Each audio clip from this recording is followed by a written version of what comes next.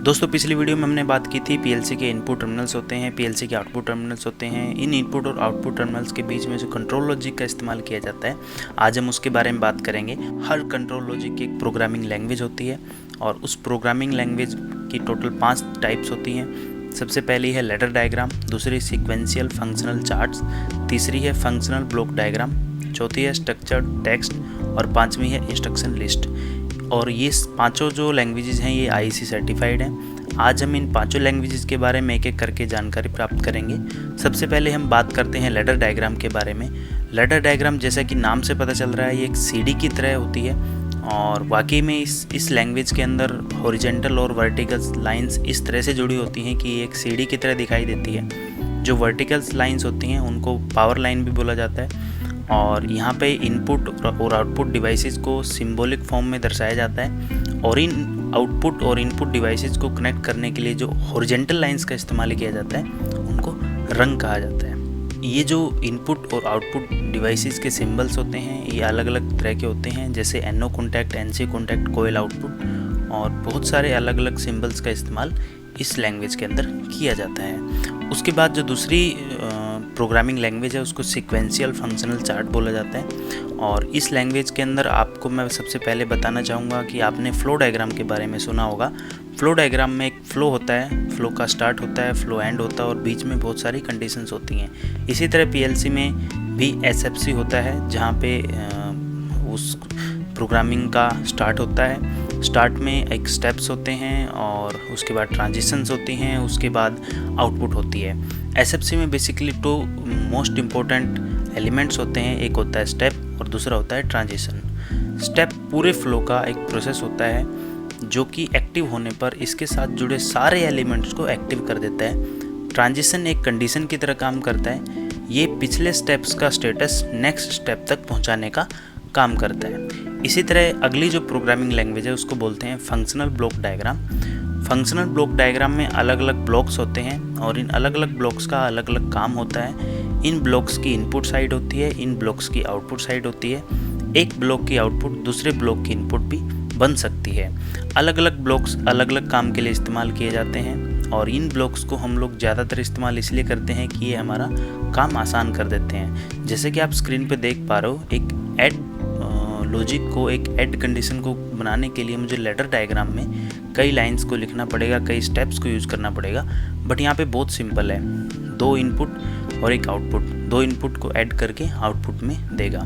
इसी तरीके से अलग अलग ऑपरेशंस जैसे एंड लॉजिक गेट के लिए और डिवीज़न के लिए और टाइमर के लिए अलग अलग फंक्शनल ब्लॉक्स होते हैं। बहुत सारे फंक्शन ब्लॉक होते हैं जिनको आप अलग अलग कंडीशंस के लिए इस्तेमाल कर सकते हो और अपनी प्रोग्रामिंग को सॉर्ट कर सकते हो और सिंपल कर सकते हो, जिसको हर कोई अच्छे से समझ पाए। इसके बाद जो प्रोग्रामिंग लैंग्वेज होती है उसको कहते हैं स्ट्रक्चर्ड टेक्स्ट। और स्ट्रक्चर्ड टेक्स्ट जो प्रोग्रामिंग लैंग्वेज है, इससे पहले आपने इस तरह की लैंग्वेज को कंप्यूटर प्रोग्रामिंग में देखा होगा, सी लैंग्वेज में देखा होगा और विजुअल बेसिक लैंग्वेज भी देखी होगी। लेकिन ये जो लैंग्वेज है ये भी कुछ उन्हीं तरह की होती है, बट इसमें लिखने का तरीका थोड़ा अलग होता है। लेकिन ये भी हम कंप्यूटर लैंग्वेज की तरह लिख सकते हैं। जैसे कि आप स्क्रीन पे देख पा रहे हो, एक सिंपल सा प्रोग्राम लिखा हुआ है जहाँ पे अलग अलग वेरिएबल्स को डिफ़ाइन किया गया है, उनके डेटा टाइप्स को डिफ़ाइन किया गया है और एक प्रोग्राम बनाया गया है और उस प्रोग्राम में अलग अलग ऑपरेशंस किए गए हैं। इस प्रोग्रामिंग की खास बात ये रहती है कि यहाँ पे इफ़ एल्स इफ और केस जैसी कॉम्प्लेक्स कंडीशंस को आप इजीली बना सकते हैं। उसके बाद जो मेन चीज़ यहाँ पे देखने वाली है, ध्यान रखने वाली है, वो ये रहती है कि यहाँ पे हमें सिंटैक्स एरर का बहुत ध्यान रखना पड़ता है, क्योंकि अगर आपने कोई सेमीकोलन, कोई कोमा, कोई इक्वल का निशान कुछ अगर गलत जगह पे लगा दिया तो उसका आपका सिंटैक्स एरर आएगा, आपका प्रोग्राम कंपाइल नहीं हो पाएगा। उसके बाद जो अगली लैंग्वेज आती है वो इंस्ट्रक्शन लिस्ट आती है, जहाँ पे अलग अलग इंस्ट्रक्शंस होती हैं, प्री डिफाइंड ऑपरेटर्स जिनको हम बोलते हैं, और हर इंस्ट्रक्शन का अपना खुद कुछ अलग काम होता है और ये बहुत सारी होती हैं। कुछ यहाँ पे स्क्रीन पे आपको दिख रही हैं। एक उदाहरण से बताना चाहूँगा।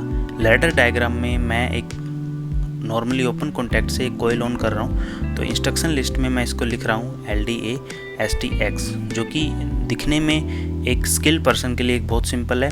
जिसको पता है उसके लिए आसान है, जिसको नहीं पता है उसके लिए मुश्किल है। बट लैडर डायग्राम की लैंग्वेज जो आप देख रहे हो लेफ्ट साइड में, यहाँ पे हर कोई वह बंदा जो बेसिक इलेक्ट्रिकल ड्राइंग की नॉलेज रखता है कि समझ सकता है कि इस प्रोग्राम में क्या समझाया जा रहा है।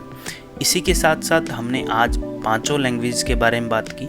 अब आपके मन में बहुत डाउट आ रहे होंगे कि कौन सी लैंग्वेज मेरे लिए बेस्ट है, कौन सी लैंग्वेज मुझे यूज़ करनी चाहिए, कौन सी लैंग्वेज मुझे सीखनी चाहिए। तो आई होप आपने कुछ डिसाइड किया होगा, बट मैंने तो डिसाइड किया है आई चूज़ लैडर डायग्राम, क्योंकि लैडर डायग्राम मोस्ट कॉमन और सबसे ज़्यादा इस्तेमाल होने वाली लैंग्वेज है, जो कि और इसका एक कारण भी है कि ये लैंग्वेज जो एक बहुत सिंपल लैंग्वेज है, जिसको कोई बेसिक पर्सन, बेसिक इंजीनियर जो इलेक्ट्रिकल की नॉलेज रखता है, ड्राइंग की नॉलेज रखता है, वो इसको सीख सकता है आसानी से और अच्छे अच्छे प्रोग्राम्स को बना सकते हैं। दोस्तों, इसी के साथ हम अगली वीडियो में मिलते हैं और तब तक के लिए आप सभी को बाय बाय। मेरे इस YouTube चैनल को सब्सक्राइब करना मत भूलना, क्योंकि ऐसे ही मज़ेदार वीडियोज़ मैं आपके लिए, नॉलेजेबल वीडियोज़ आपके लिए लाता रहूँगा। और अगर आपको ये वीडियो अच्छी लगी हो तो आप इस वीडियो को लाइक करना।